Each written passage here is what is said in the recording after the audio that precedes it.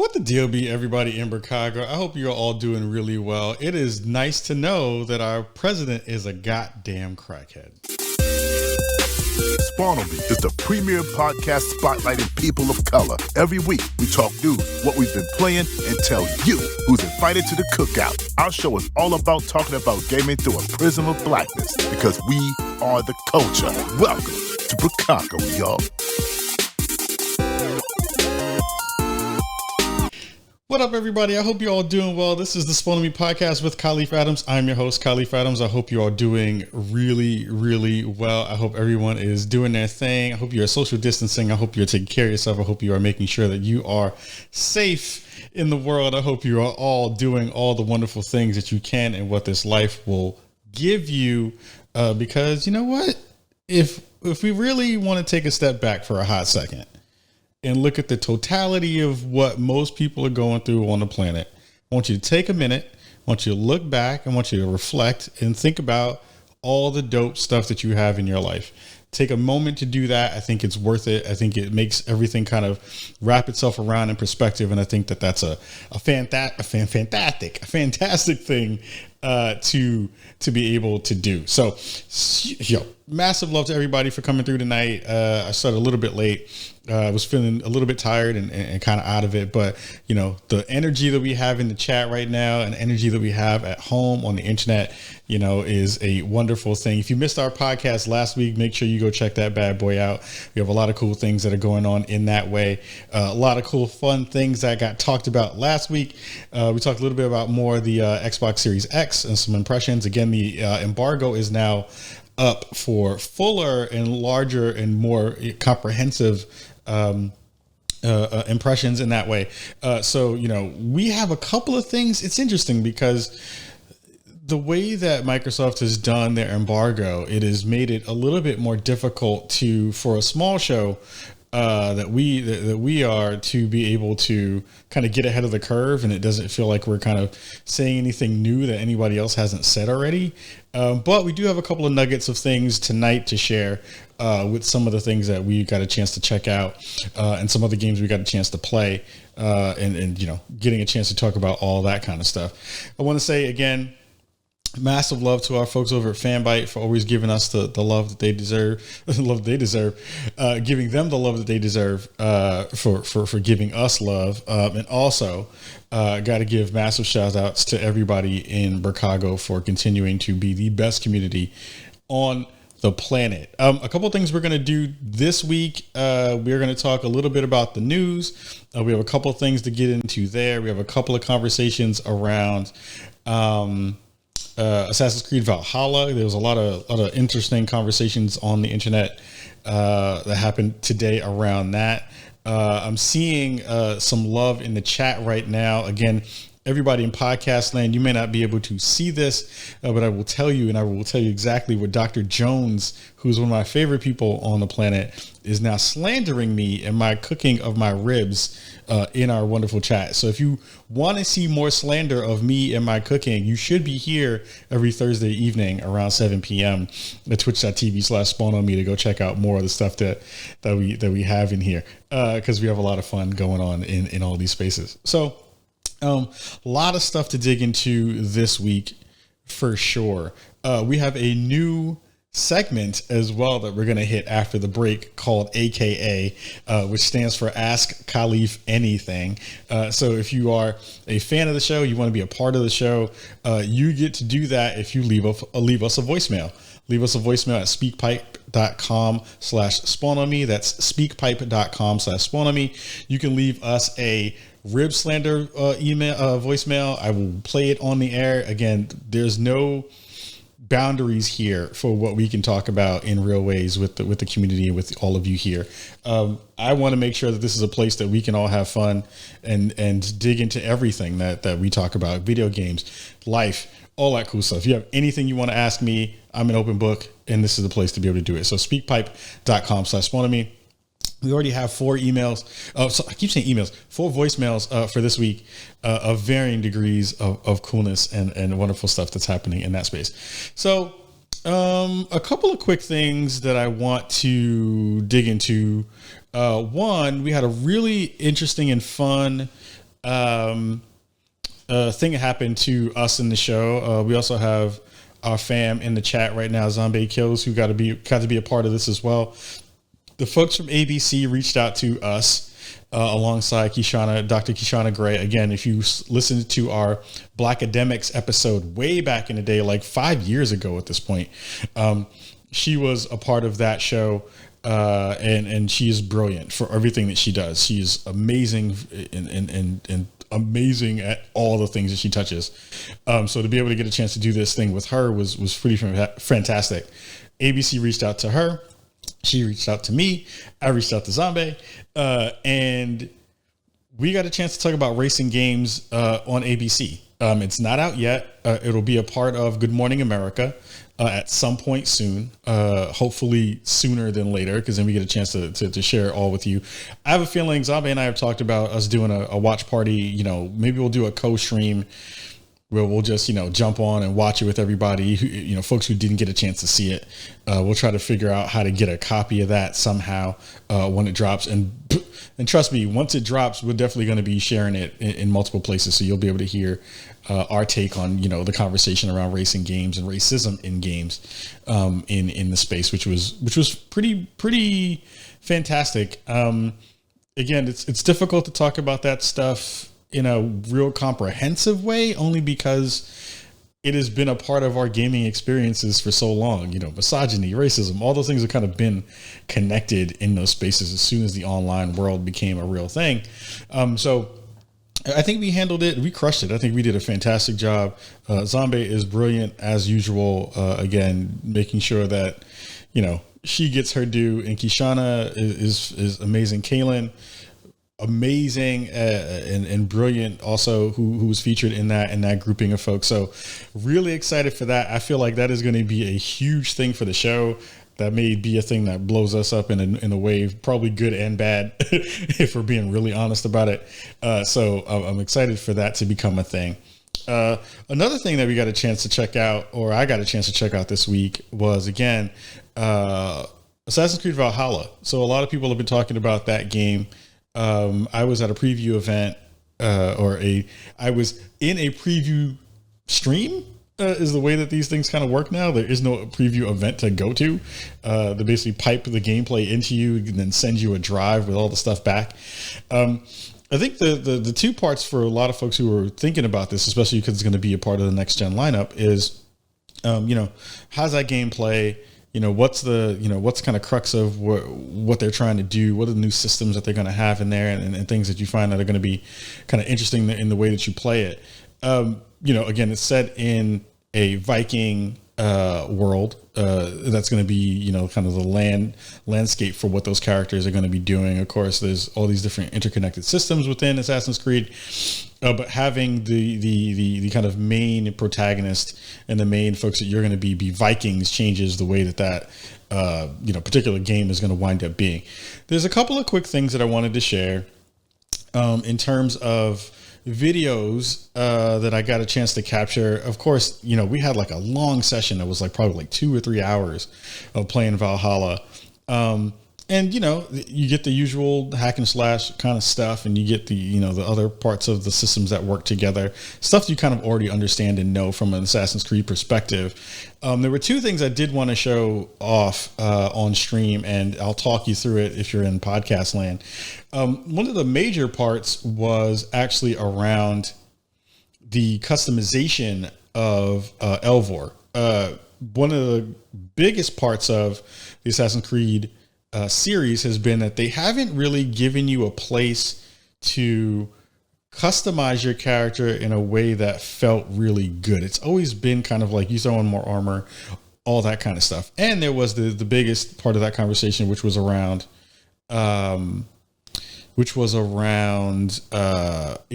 was it Odyssey? It might have been Odyssey. You basically couldn't switch between the male and female characters within the game. And that was the thing that sucked, because honestly, Cassandra was much better of a character. So, I want to do a quick show of a little bit of some of the gameplay that I had.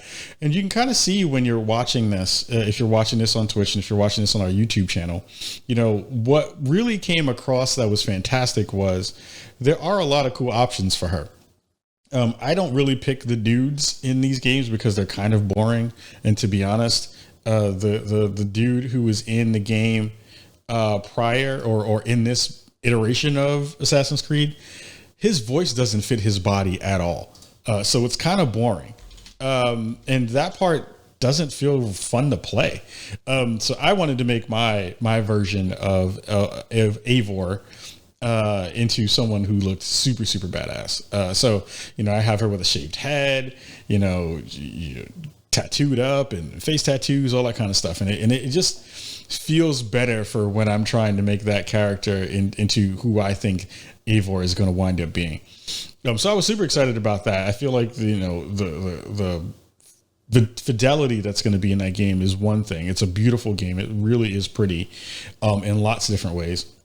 And I'm really excited to jump back into it when I get a chance to do so. One of the other things I wanted to share was, you have this major part of the game where you have to build up your encampment. You're trying to figure out ways to build the structures around you and to, give you the people that you are going to be going into fights with a place to kind of stay. It's a way that the game gamifies, you getting a shop, or you getting a place to get armor, or you getting a place to do the work of building up encampments for some of that stuff. I think most of that stuff was done fairly well, but one aspect that they had is that you get basically like a hench person, and that hench person, you basically can get to customize them as well, so that when you go into these larger fights or you go onto your ship, they all have whatever kind of physical decoration that you decided to put on them, which is pretty sweet. I kind of like that part. It's actually kind of dope that they let you do that, and the combinations of stuff that you can get on there is looks really good. Like, it looks like Vikings doing Viking shit, which is pretty sweet and kind of cool in that way. So I'm excited about what they're going to do in that space for sure. I think, they continue to build out really fun and interesting systems around each other. The combat feels fantastic. We had a preview video up on our YouTube channel from before, and I think, there isn't a lot different from that content than the content that you're going to see here today. But I do think that it is something to remember, is that the game feels good and it looks really good. Like, in terms of next gen stuff, if you're not playing it on PC, it's going to look really good. And that's the thing that you should definitely be paying attention to in that way, because I'm really excited for what that's going to wind up being as a game overall. Like, I am very excited about that world. I'm really hyped about what they're going to try to do with those characters. I think there's a lot of just fun stuff that's happening within that game and that ecosystem and all the things that kind of touch it.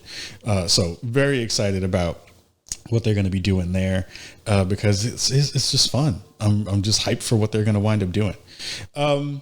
What else was what else was happening this week? I think I saw a conversation happen around, again, the Xbox Series X, that I'd wanted to comment on. It was actually, because there was one thing that definitely got talked about, and that was not necessarily just the kind of preview stuff that everybody's been talking about. It's like, yeah, we know how fast things are. Again, we put up a video about how fast we saw things when we tested it, preview and review kind of stuff there. There are no reviews yet because no one has review. They have not given us the ability to review it yet. We're still in the kind of preview phases of those things. But I will say there have been some fantastic pieces of coverage. I think, Digital Foundry continues to do the best work on the planet in some of those places. We had a, easy version of that on our YouTube channel for you to be able to check out and look at there. I bought a new TV to actually kind of take advantage of next gen consoles and the Xbox Series X, because I have one of those and I'm playing on it. And it is actually a big difference in some ways. I was playing Dirt 5, which is a game that they have in their kind of preview for us to be able to play. Like, there are basically two games that are next gen right now that you can play if you have an Xbox Series X. It's Dirt 5 and the new Yakuza game, which I have not had a chance to play yet. I was playing Dirt 5 in 120 hertz 120 hertz mode, that game looks gorgeous when you get a chance to play that thing. If you love driving games and that sense of speed is there, it all feels good. It's all in the same kind of understandable language, that understandable visual language that you can see when you're like, oh, that feels really good in terms of speed and things like that. It's pretty sweet. I'm not going to front and say that it does not make a difference, because it absolutely does. And I was really excited to see, some other games that I got a chance to go back to and get a chance to play. So I popped in Gears 5, and that even got a bump too, which again, really, really dope. And just lends to the idea again of just like what we're going to get during this, the next gen in a real way. So very excited about that. Really hyped for the ability to play games in that higher fidelity, and even see games that I've been playing way before get a bump too. I think I dumped into Diablo, and that felt faster and more smooth and things like that. Destiny feels faster and smooth, even though that they haven't even put out the optimized version of it yet. It just all that horsepower you get underneath the hood definitely changes the way that feels. So with that said, we're going to jump into some news. I think we got some stuff to talk about there for sure. And I think it's time for us to jump into the 411.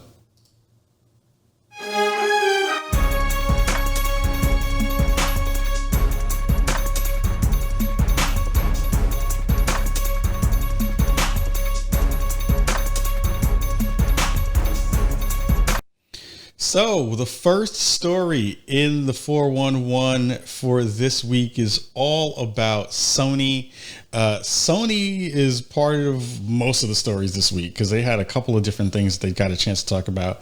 The first thing was that they showed off the Sony UI for the first time. So we now understand what the PS5 UI looks like, which I am actually pretty interested to see how that thing is going to evolve going forward. I think, one of the cool things that we got a chance to see was, them dig into multiple ideas of what they want to do with this thing. I feel like it's going to be something that we get a chance to play around with in a real way, and get a chance to, mess with. Because it's really fun to be able to finally dig into and get an overview about like what this thing is going to wind up looking like and feeling like in good ways.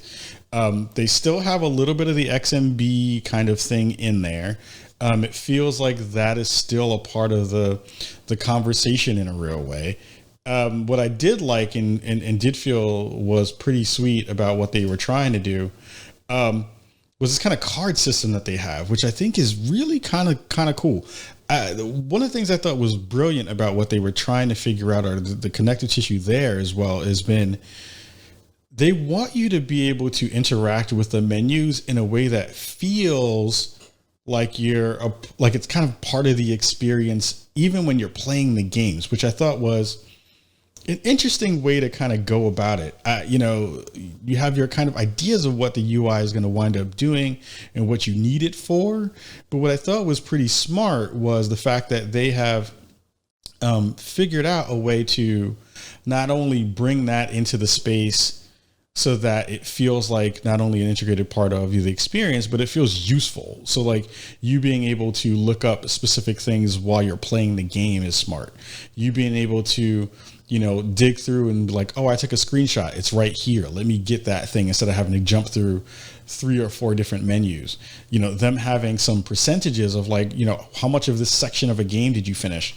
Those kinds of things are pretty smart. Like it feels like they have taken some lessons from all the parts of the conversation that they had prior in the previous generation, and they're actually kind of doing some cool stuff with it. I think that is pretty brilliant in a lot of different ways. I think the way that they've kind of looked at that conversation is I don't want to just use the word innovative. You know what I mean? Like I think it is, but it's supposed to be in that way. Like it's not supposed to be a thing where you go backwards. It feels like each part of that conversation for them in a technical standpoint feels faster, snappier, and all those things which you have an expectation for. But the UX part of that conversation feels like they've really blown that out in a smart way. There was actually a really great tweet thread from someone who I forgot who it was, the writer over at Fanbyte with us, who talked about they write guides for the site. And one of the things they kind of talked about was, these abilities for people to, within this UI system, to, find out where a specific thing that would have usually been a thing that you kind of like run to your tablet or your laptop to go look at, to say like, whoa, well, this is a thing that I need to find out, and how am I going to get to that part of a game? But a lot of people who are in that space were like, man, I wonder if that's going to be, like it's going to get me out of my job. Like it's going to take over my job in that way. Like it's going to make me obsolete. And it was a really interesting conversation there that person had in a thread, because this is kind of what we want, though. Of course, not for those folks to go away, but for everything to touch each other in good ways, or like everything to touch each intricate part supposed to kind of like touch and understand that they're all looking at each other, and they're not disparate in that way. They're all supposed to talk to each other in real ways. And I kind of love that. I kind of love what that means in terms of what they're trying to do for this system, and what they're trying to do with not only the UI, but it makes me even more excited to see how all those other things that we haven't had a chance to look at are going to wind up working together, and how they're actually going to kind of make the experience on a PS5 that much smoother. Xbox hasn't really changed their UI yet. From the conversations that we've been having with them, there will be a change, and that will look very different than what you're used to seeing currently on the system. It's going to be I'm hoping it's going to be a huge revamp of the tile system that they had from before, because I wasn't really a fan of that system. I'm hoping for a big change there, because it kind of needs to happen. It's an outdated version of what that thing is going to look like. So I'm hoping in big ways that they fix that, and that they make that to be something that looks and feels and makes everything feel as snappy as the way the system actually works currently. So yeah, I think the UI showcase was pretty interesting. We still have a lot of stuff to see. You being able to share your screen in a party is really fantastic. You being able to do all these, again, interconnected things that don't take you out of the main experience are going to be pretty dope. I'm happy to see what they've done there, and they are going to hopefully expand on that in big ways. So I'm ready for the next generation of all that stuff to happen, and get into the moving spaces that they're supposed to. Next story for this week is all about Sony again, but this comes in the form of a conversation around a update that happened, I think, a day ago, where that basically gives Sony the ability that when you go into a party, for you to have that recorded, and then if you need to share out that someone was doing something that was kind of booked up, you can, and send that information back to Sony. It's such a weird thing, because, a lot of us in this space have been talking about for a long time how we need all the tools that we can for moderation. We need all the tools that we can to report bad behavior and bad actors doing stuff in that way. And it feels like this is the least useful version of that part of that conversation, to be honest. It feels like I know who's in the party with me. I'm not going to bring in weird people into my party who I think are going to say some random shit. So I don't know who this is actually for.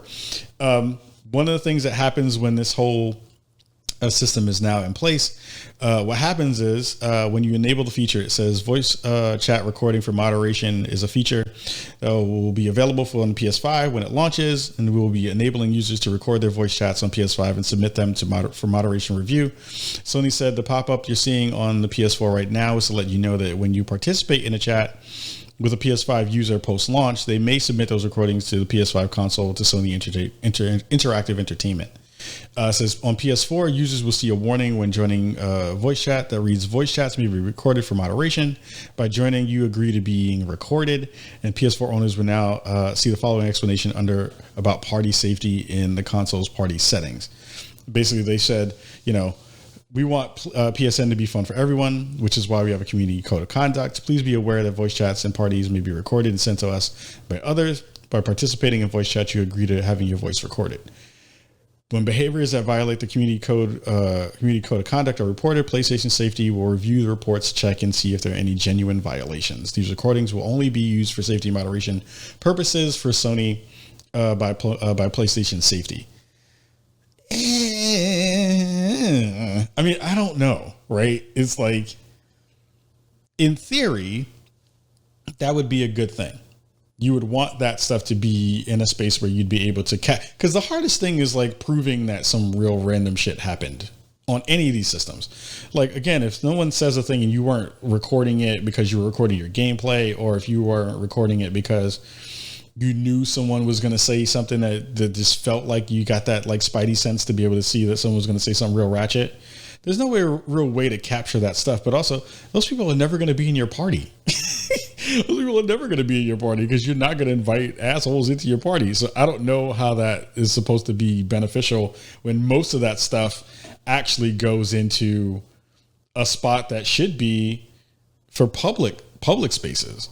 Those should be in all the public forums that you are able to capture that stuff and do that thing there, where you should be able to like rewind time and capture that one thing that somebody said and then send that over to Sony for the ability to kind of like have the moderation team look at it. It's a weird implementation of a thing that should be better, that is kind of necessary, and it should be cool to use, but it is really weird that that's going to be a thing in that way, implemented on that platform in that particular way with that section. I don't understand why you would do that. It doesn't really make a lot of sense to put it in party chat. It makes way more sense to have a button that you can, eject somebody out and then capture their ass and be like, yo, I heard that shit you said up in there, to be able to do that. That makes way more sense to me in lots of different ways. I don't understand why they would do that one. But good on Sony for trying it. We'll see how it works. I wonder how many false flags are going to get because of stuff. Again, one of the conversations that we have from a DNI perspective often is that in-party jokes may not be the same thing as out-party jokes. So like, you could call me a name that I'm okay with because we cool, but if somebody else hears that thing that just randomly rolled up into a party, that may be the part that's actually kind of more difficult. One other thing I just thought about actually is that it's going to really make people lock down their parties and make sure that they're always private. I know I've played with industry people behind the scenes, and we play games sometimes together. And sometimes people, if I forget that my party wasn't private, I'll have a random friend jump in who is not in the industry, who says ratchet shit, and they will definitely get you cut.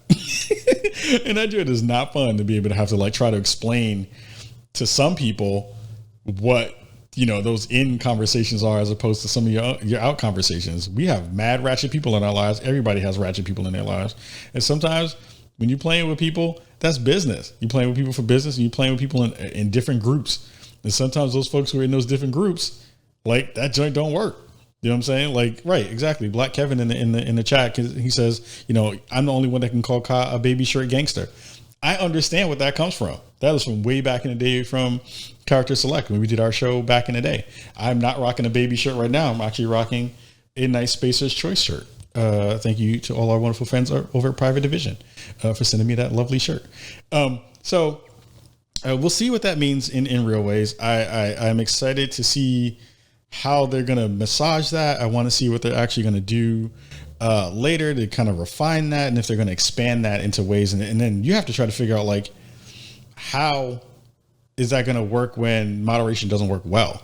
Like, what happens? Do you get to dispute that stuff? Like, do you get a copy of the recording that somebody else said that you said some random shit and then it didn't work out? Like, we don't know yet. There's a lot of stuff in that space too, to kind of figure out how it's actually going to work in a real way, which we don't know. It's real tight on how that stuff is going to be. So last story for this week is all about my boy Miles Morales. Miles Morales is coming through real strong with the dopest fade in the goddamn video game industry.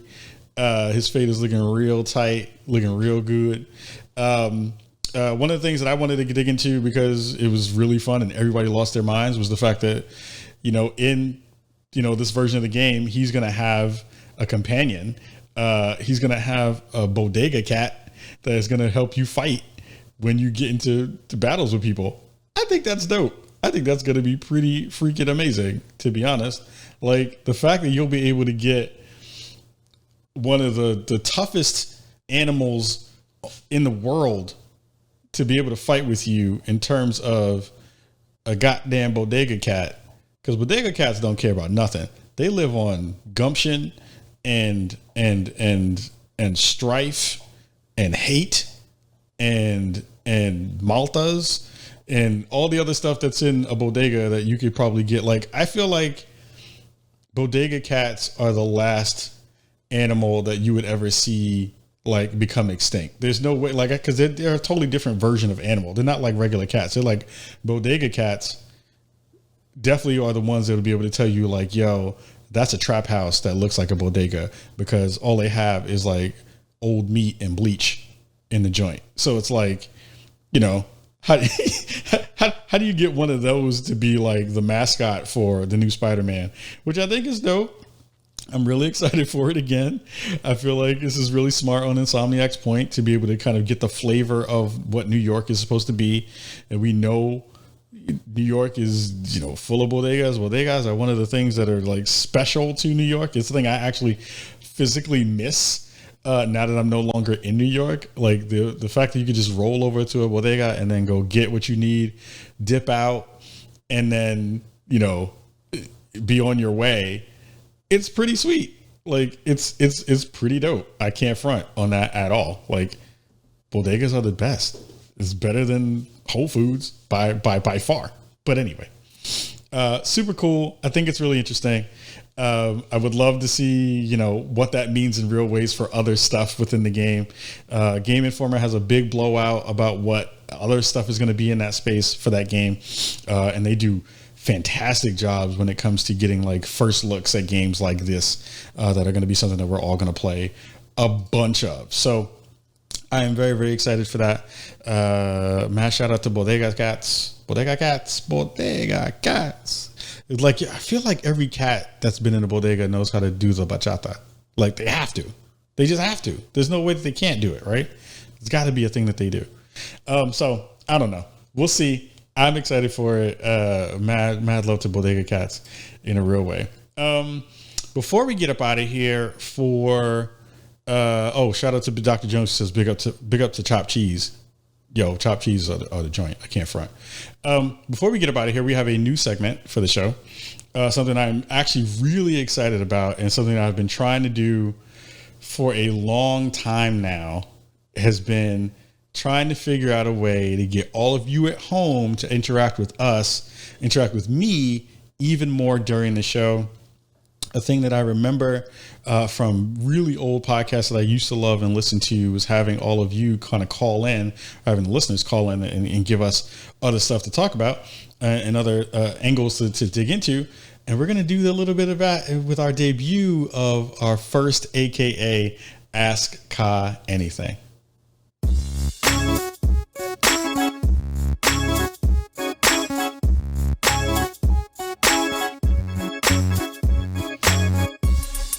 So I'm excited. We get a chance to do Ask Ka Anything. Again, we had 4 wonderful people come through and hit us up with some voicemails.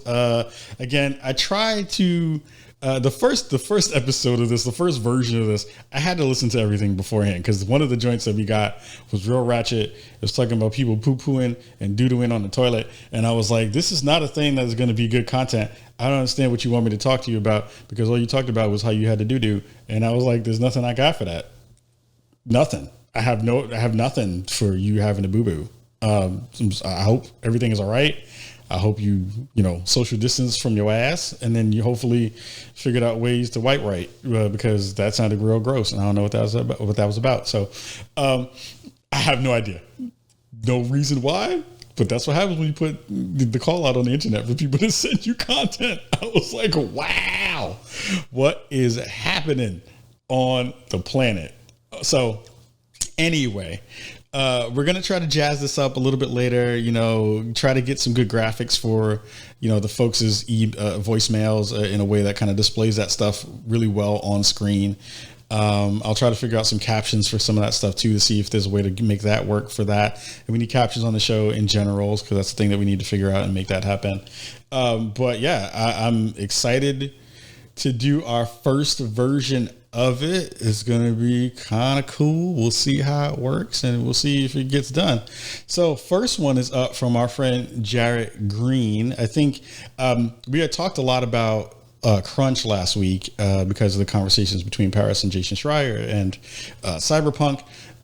So, I was asking people, like, what are your thoughts about crunch? Do you feel like the consumer has a way to affect crunch in any real way? And Jarrett sent over a really nice voicemail to talk about that. It's really hard to say, Kyle. If I'm going to be honest, I think the consumer can choose to embrace and accept news of things like delays and super long lead times and release dates that are years away. We can choose to accept that with some grace and with some understanding and empathy, but that's maybe the best we can do. Like, when it comes down to it, crunch is almost exclusively an issue of the people that make the game before the game is sold, before we spend our money. It's up to publishers to be realistic about their expectations and to keep developers in line as far as production is concerned, but it's also up to production and development teams to have really good resources to be able to hit their dates and make their milestones and hit their flagpoles at reasonable rates that doesn't involve super so his stuff cut out. deflating the morale of the people that are working there. Everything gets, completely dissuaded and jumbled up when you start talking about who pays for what and what their expectations are. But honestly, the crunch conversation, how to really prevent it, starts at the top and before we spend our money, if we're honest. So I think that's a great point. It's really interesting. And thank you, Jarrett, for putting that in, even though I botched it on the live production. I think that there's a space for that conversation in a real way. Like, I know a lot of people buck against the whole conversation about make decisions with your wallet. I think that there's a part of that conversation that still is valid. It doesn't hit everything because, the companies are going to make the games they want to make. They have expectations and they have a whole bunch of, different stakeholders that they have to, kind of make sure that they are okay before anything happens for you as a consumer. I think the thing that I've often thought about has been, again, does the consumer care in a way to actually buck against the things that we see happening within the gaming industry that a lot of people rightfully are upset about? Like, it's not a thing that we don't see people upset about on a consistent basis. Most of the people who we have in this space are actually really, really upset about that thing. And, you kind of have to be able to do it. You have to be able to, have both people on the inside working their angles to make that thing happen. You need, a groundswell of support from the people who are going to be buying the games to be able to say, like, hey, we hate this practice and we don't want that thing to work in that way. Responsible consumerism still should be a thing. Or you have to give people the grace to say, this is an issue that I really care about. And even if you don't care as much as I do, I'm not going to shit on you for not caring as much as I do. It's a weird angle because it is a thing that affects a lot of different people. It is a thing that is pervasive within the gaming industry. It is a thing that a lot of people would love to see go away. And sometimes it produces great work. And a lot of times it produces a lot of people's strife. It is a thing that we have to try to figure out a good balance for from a consumer perspective. I do think that we have a voice in that way. I do think we have a voice in the respect of, gaming industry folks talking about that, like Jason Schreier has, and like Patrick Klepek has, and like all the other folks who do this work in a really good way on both on the investigative side, and then all the other folks who are kind of on the influencer side. Like, everyone has a part in being able to say that thing, but you also can't expect people to be as mad as you about the same issues, because that's just not the way humans work. It's just not a thing that works in that way. So good point from the fam Jared over there. I will try not to botch the next voicemail that we get from our friend over. Kyle Martin is our next voicemail. Yo, what's up, Brookago? I just wanted to say shout out to Spawn on Me, whole crew. I appreciate everything you guys do. My question is about the PS5 hands-on event and what your thoughts were. If you felt that was a comparable hands-on as the Xbox one, and what your thoughts overall are. Thanks. Shout out to Kyle for that. Great question. I think that the PS5 hands-on that happened in Japan was okay. I think there were parts of it that needed a lot of work. But it's also one of those things where, again, like, I feel Sony has not done a fantastic job of bridging the gap between the customer and the company. I feel like even with this UI reveal, which was good, it was a thing that got no like advanced warning. Like, it was a thing that happened in a state of play that just dropped, and then we just all had a chance to consume it. Not like that would have changed a lot of what actually was shown, but we had more hype about that thing coming from a possible Burger King reveal than we got from actually Sony, which was super weird. It was wild that was the thing that was the way that we were like, are we going to find out about the PS5 UI from Burger King and not from actual Sony? Like, of course they had a point in doing that stuff, but also super weird that was a thing. I was like, I don't understand what you're trying to do. I still feel like I'm waiting for Sony to do a bigger, more comprehensive thing. I mean, it was like, I was expecting Jeff Keighley to get some love in there and like be able to show it. Jeff Grubb had a whopper in celebration of the PS5's information and all that kind of stuff. Again, it's like super weird what's happened. Like, this next gen from a Sony standpoint has been infinitely weird. I am hoping that they're going to try to figure out better ways to do this stuff in the future. I don't understand what their tactics have been. And a weird thing is, like, it doesn't even really matter, to be honest, because their pre-orders are up through the roof. People are still super excited for it. I pre-ordered one my damn self. It doesn't really even matter. They're kind of in that Nintendo vibe right now, where wherever they want to do, it's going to work. Until we get stuff in our hands and seeing like how things connect and how they actually like work together. So they can kind of do no wrong right now. And it feels like from a consumer standpoint, no one has said anything that's been otherwise that would make me think otherwise at this point. So good stuff from you, Kyle. Thank you again for writing in. Next one is up from our friend B Nasty.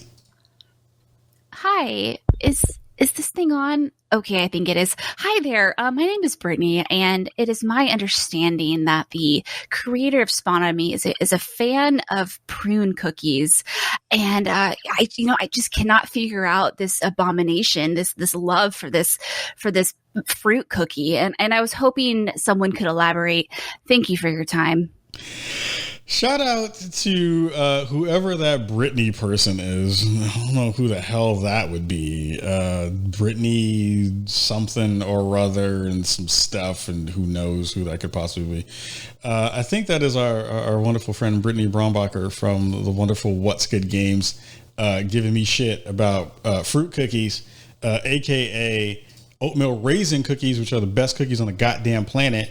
That's not true, actually. I really do think chocolate chip cookies are the best cookies on the planet. But actually, I think white macadamia nut cookies are the best cookies on the goddamn planet. But, Brittany wants to give me shit, so I got to give her, a little bit of business on that joint. So oatmeal raisin cookies are fantastic. Anybody who says that they are not, they're liars. It is an untruth in lots of different ways. I don't believe that is not the case. It is absolutely the case. They are fantastic.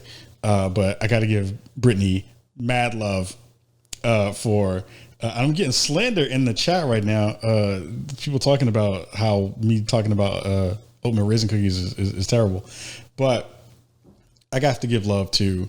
You cannot ban wheels. I have to give love to Brittany, who came through with the voicemail and gave some love in a wonderful cameo in that way, which is great. Last voicemail for the first version of Ask Ka Anything is from our wonderful friend, Twitch star, master of all things Twitch. Let's get into this one. Hey, Ka, it's Mary Kish here, longtime listener, first-time caller. Quite interested to hear your thoughts on the entirety of 2020. I know we're not fully out yet, but as we look for the glorious ending of this year, I was curious if you felt comparatively to other years how the games were in general, original games coming out this year, and how you feel like it compares to last year and the anticipation of next year. Thanks. Shout out to Mary Kish for coming through on the voicemail tip. How do I feel about this year in comparison to last year? I think this year has a pretty interesting lineup of games. I think that there are a lot of different things that popped up that surprised me this year. Things like Wasteland 3 or Wastelanders 3, Void Bastards was a thing. There were so many like interesting small games that came through that I did not expect to be dope that were really fun. Like Battletoads was really fun. Streets of Rage 4 was a lot of fun. Again, we have so many big games that are in the space that I think are going to come through towards the end of the year that everything is kind of like looking forward to, November, which I think is going to be a big thing. Again, last year there were some fantastic games. I can't think of off the top of my head a game specifically that was like, oh my God, that was the thing that I wanted to play. I'm kind of looking through a quick list of stuff just to see if there's anything that pops out for 2020 that was really brilliant. Besides, again, like we had some blockbusters, like of course, Last of Us 2 was amazing. That was like still probably my game of the year. Death Stranding, was a thing. Let's see what else came out to this year that was like super dope. I mean, here's the thing. Like, I think everybody was really hype about Fall Guys. I think people are still hype about Fall Guys. I'm kind of off the Fall Guys train. I don't know why it's not resonating for me in that same way anymore. Like, I hate the fact that I feel like I can be skillful and still get screwed. I don't even know. So that game was pretty fantastic. Spelunky 2 might actually be at the high parts of my list. Hades is definitely at the high parts of my list for game of the year this year. And we'll kind of see where Cyberpunk lands. Cyberpunk is supposed to be fantastic. I don't know what that game is going to do yet, besides be really pretty and, have lots of different trees. I wonder though, I'm really excited for that game. I know people hate on it, and I know people hate the fact that it was made the way it was made. But I feel like of the games that are going to be coming out, I'm going to be sinking a lot of time into that thing because it's going to be so expansive. It's going to be so big and wild in that way. I don't know many other games where I'm thinking about it in that sense, where I'm that hyped about it still, even though I've seen so many different versions of it and had conversations around it and all that kind of stuff. So, I think that this year has some bangers in it. I harken back to Last of Us 2 in a real way and say like, how was that game that good in this year? And we still had so many other things in this year that happened. Again, it really is a commentary on the pandemic and COVID, how time has just changed in so many different ways. The burnt one in the chat is talking about Spelunky 2 and Bleeding Edge and Hyperscape came and went. Bleeding Edge was a fantastic game that nobody played.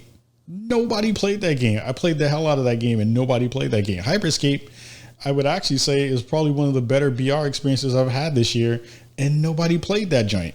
It is wild what happened in this year. Mortal Shell came out, which was a fantastic game, and nobody really played it. Flight Simulator is actually like a technical masterpiece in lots of different ways, but no one is really giving it love in the way that it deserves. A lot of people play it, but they're not giving it love like it should get. Yeah, it's really just going to see, like, it feels like everything is going to kind of go out the window until next gen happens. Like, even at this point now when I'm playing stuff, it's not as hype as it would be because I'm just ready for next gen to hit. Ready for that new console smell and that new console experience to get into my pocket. And now having one of the next gen systems that I'm getting a chance to play with, that has made that even worse. Because now I'm just like, I don't want to play anything that's slow. Like anything that loads slow, I don't want to play that. Anything that's on that, like going back from my Xbox Series X to my PlayStation 4 is a not great experience. I'll be fully honest about that. It is very, very different now. And I cannot wait for everybody else to get a chance to do that and be in that space with me, because you will see just how much that changes the way you think about the games that you are currently playing. And once those things get their boosts from whatever the hardware is going to do, it changes the way you think about that stuff in a real way. So, shout out to everybody in the chat tonight. Shout out to everybody here in podcast land, everybody in Twitch land. That is our show for this week. I will try to, per our new launch date, we'll try to get this thing out for all of you in audio land tomorrow. It may come a little bit later in the afternoon as opposed to in the morning.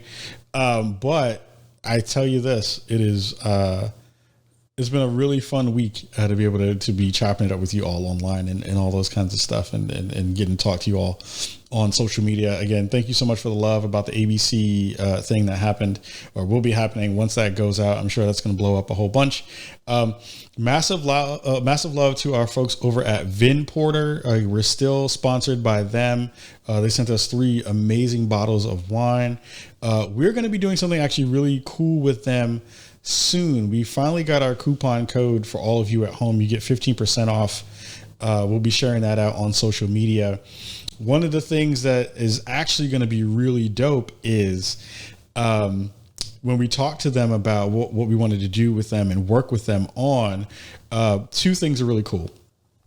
So if you think about Spawn on Me and SOM, SOM, as an acronym, we kind of went through some different flavors of wines and kind of tagged those with the letters in our name. So S is going to be kind of like for sweet or for Syrah or for, Sauvignon, for Sauvignon Blanc or some of that kind of stuff. O will be for like oaky barrels that you're going to get. So the wines that kind of fit that taste palette.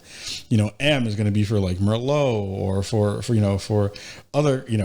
other kinds of stuff that are going to fit. So we have a collection of wines that are going to be shared off their website from Vin Porter. And all the wines that you'll see in that grouping are going to fit one of those kinds of descriptors in the SOM wine category. So some wine will be a real thing. And the other thing that we talked to them about that is very specific, and one of the reasons why I was really excited to do something with them was we wanted to have wines that came from vineyards that were run by or owned by people of color. So when you spend your money, that stuff will be going to those places and those folks who are going to be, working in these spaces that don't have us in them in real ways. It is very rare to see a vineyard run by Black people or POC people. And we're going to try to figure out ways that we can connect with them to sell their specific wines in our Spawn on Me collection. So really excited for that. Really hyped about doing that kind of thing. I'm a big lover of wine. I love, getting my drink on. I'm about to get my drink on as soon as I get off here, and go get some of that right there.